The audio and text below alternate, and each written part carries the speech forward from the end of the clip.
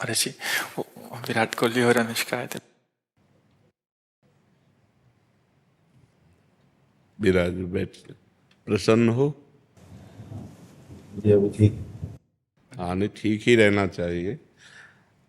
हम आपको अपने प्रभु का विधान बताते हैं थोड़ा सा। जब प्रभु किसी पर कृपा करते हैं, ये वैभव मिलना कृपा नहीं है, ये पुण्य है। पुण्य से एक घोर पापी को भी देखो, पाप करके भी उनका कोई पुण्य है जिससे वो सुकृत पूर्व के सुकृतवश चल रहे हैं, नया पाप है। ये वैभव बढ़ना या यश बढ़ना, ये भगवान की कृपा नहीं मानी जाती।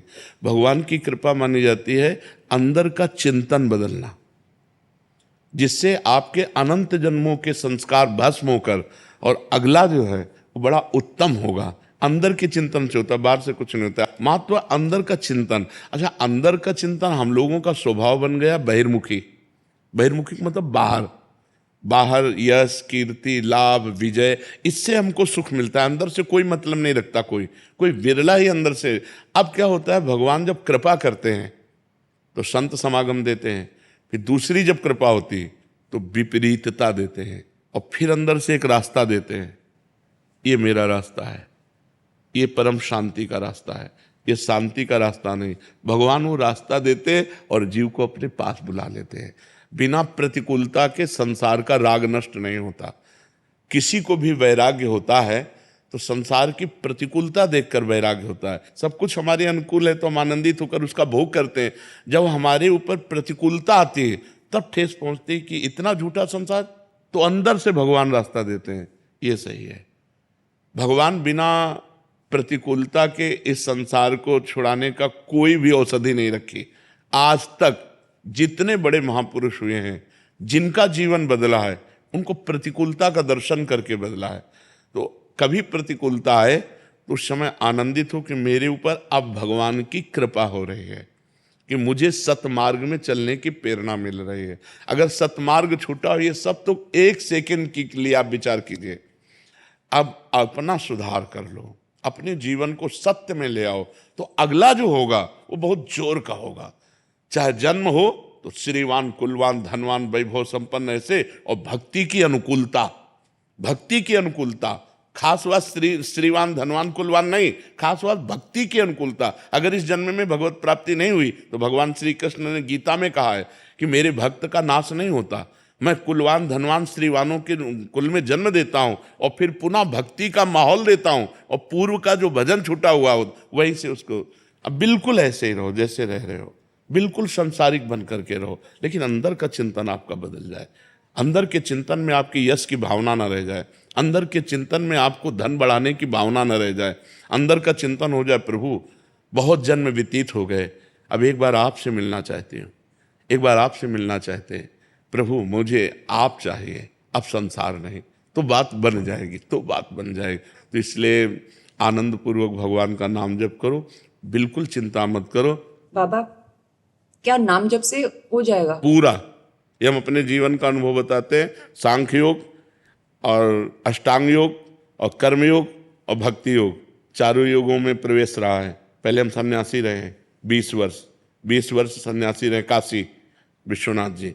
तो हम सांख्य योग, अष्टांग योग, जो अष्टांग योग है ना, अष्टांग योग कर्मयोग, इन तीनों को अच्छी प्रकार जान करके और फिर भक्ति योग में आए हैं। स्वयं भगवान शंकर से बढ़कर कोई ज्ञानी तो नहीं ना, सनकादि से बढ़कर कोई ज्ञानी नहीं। वो हरिशरणम सनकादि हर समय जपते रहते हैं। भगवान शिव राम राम राम राम राम राम जपते रहते हैं। हम वृंदावनवासी प्रिया प्रीतम के उपासी, तो जो राम में राह है वही राह है, जो धा है ये रस देने वाली वस्तु है।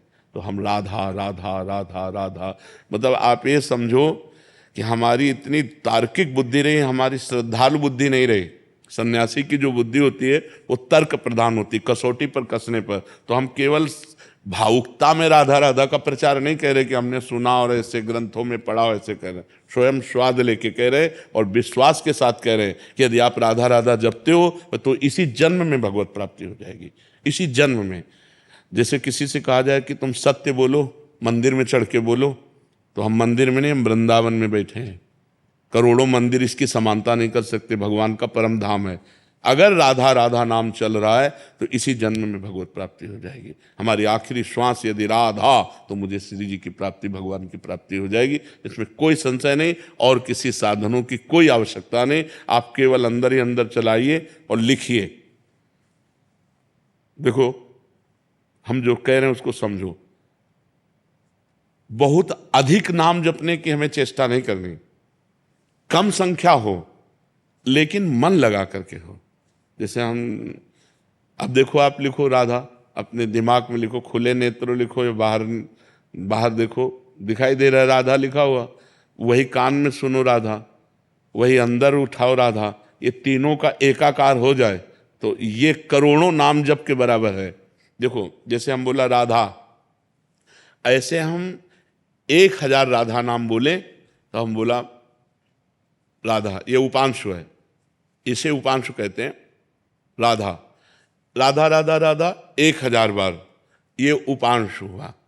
अब ये ऐसे उपांशु हम 10,000 बार जप करें, अंदर देखते हुए बोले राधा, उपांशु 10,000 बार नाम जप करने का फल एक बार मानसिक में है। इतना बड़ा फल है ये। ऐसे राधा राधा राधा चल रहा है, नेत्रों से हम उसे देख रहे हैं, कानों से उसे सुन रहे हैं। आप देखना कि अगर मन भगेगा तो आप लिख नहीं पाओगे राधा नाम, अगर लिख रहे हो तो मन भगेगा नहीं। तो चाहे 10 बार लिखो, 100 बार लिखो, लेकिन एक अभ्यास बनाओ ऐसा कि कुछ समय शांति से स्नान आदि करके बैठ गए और राधा राधा लिख रहे हैं, उसी का चिंतन कर रहे हैं। इसे अपना जीवन बना लो, फिर आप परिणाम में खुद देख लेना। कोई घाटे का सौदा तो है नहीं, ठीक है। ये सखी को दे दे, ठाकुर शिव जी की है।